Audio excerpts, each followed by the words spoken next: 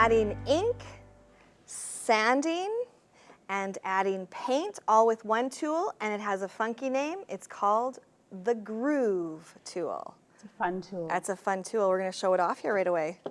So this is the Groove tool. It's distributed by Momenta. Right. And looks, it comes in a fancy little box like this. It comes in a fun little box. It comes with different attachments here, and they're all part of the packaging.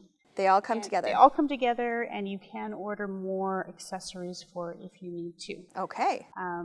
It was a tool that I didn't think I would really need or want. Really but once you got it, it makes sense. It actually makes sense. It's a tool that makes sense. Yes. So let's show, we have a bunch of examples of cards here. Let's show where you use the Groove tool and how on this one. So on this card here, I've used it in two places. Okay. We've die cut out this bird from one of the Sizzix dies and put it through an embosser. I see it, it's right there. Yeah. And then we use this embossing folder, also from Sizzix, right, to come up with this little guy. And you used Coordinations ColorCore cardstock, yes, right? Because that's what's going to make the Groove tool really That's where it shines, because it's going to give us this texture. And this on its own is pretty fun. It is. But if you put the sanding tool on this, it's a little bit more. More is always better. More's better. More's and better. It has 2 speeds, but I really didn't find the speeds made a huge difference. So I liked it on high. Oh, it actually, it runs. It's a machine. It's a machine. This is a tool. that is, just a second. That is cool. It's fun. Oh my gosh, okay, there you go. So one thing I learned, hold on to your project, otherwise it will turn with the Groove tool, okay? Okay. And then just... Wow, that is really... I just took it over top of the embossed area. Right, you're just taking away that top layer, showing the... I just think and then it's easy to distress. And I also, on this card here, the edges. You went around the edges. The card, I used the Groove tool as well. And so you could buy replacement. You can buy replacements, but you know, I think if you take the time and clean it out afterwards, it should be okay. You're fine. I've done lots of cards with it now, and it's still going good. strong. Yeah, so no issues with that. And it's a battery, I take it. Battery, yeah, and easy. You know, it's just your typical. There we go. AA batteries. Put it back on. Now, what did you do? Well, actually, why don't we stick to this card? You've done something here on the background. On this card as well, I've used one of the ColorBox stencils. Okay. And I've applied the ink with the foam tool for the Groove. Spot. Easy to remove that. Put on the foam tool. I'll get this out for you. It's still colored. I've used Canadian Scrapbooker Super Stock just because it's more of a multi-medium if you're adding lots of ink. It makes it so that the paper doesn't like fold and stuff, and it holds lots of love, lots of ink, lots of gunk.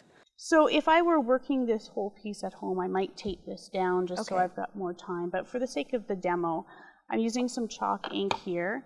And just make sure your pad is juicy, which this one is very juicy. Yeah. And again, you're just... You just turn it on and it does it go for over you. the stencil, and it's really fun, right? I actually have you to have just to try a little that. bit. Ink up and it has like high and low? It does, but I like it on high. I'm a fast action kind of girl, so I don't want to mess around. I want it to go as fast as it can. That is very neat. And then when you lift it up, boom! It's perfect. It is perfect. And then when I was making this card, then I also used the foam tip. I washed it out, put on a lighter color, and I used the foam tip to apply the chalk ink that was lighter, a little bit of a lighter shade.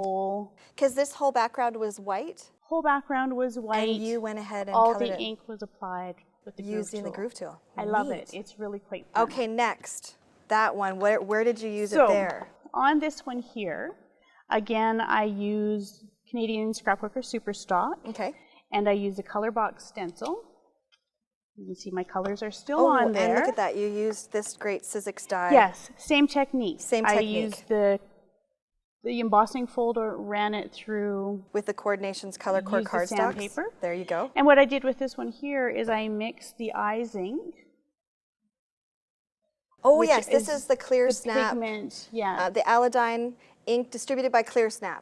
We yes, love this. This it's is a one mouthful, of our favorite but I love tools. it. Yeah, it's one of our favorite inks. And it gives a nice shimmer if you use it on its own. Here I mixed it with Gesso so that it would go a little bit farther. Okay. And Gesso is a white acrylic base paint. right? Yes, it's like Basically, a primer. Like a primer. And I'm using the foam, not the foam brush, so I'm using the brush with this one here because it's a paint, right? Okay. And we're just going to put a little bit of gesso on there.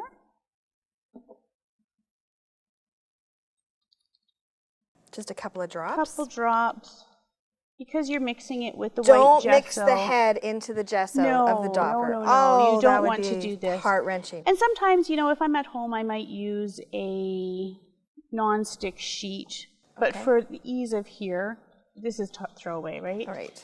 So I'll just mix it up there. It doesn't have to be. And it will always be lighter because you're mixing it with white. Right.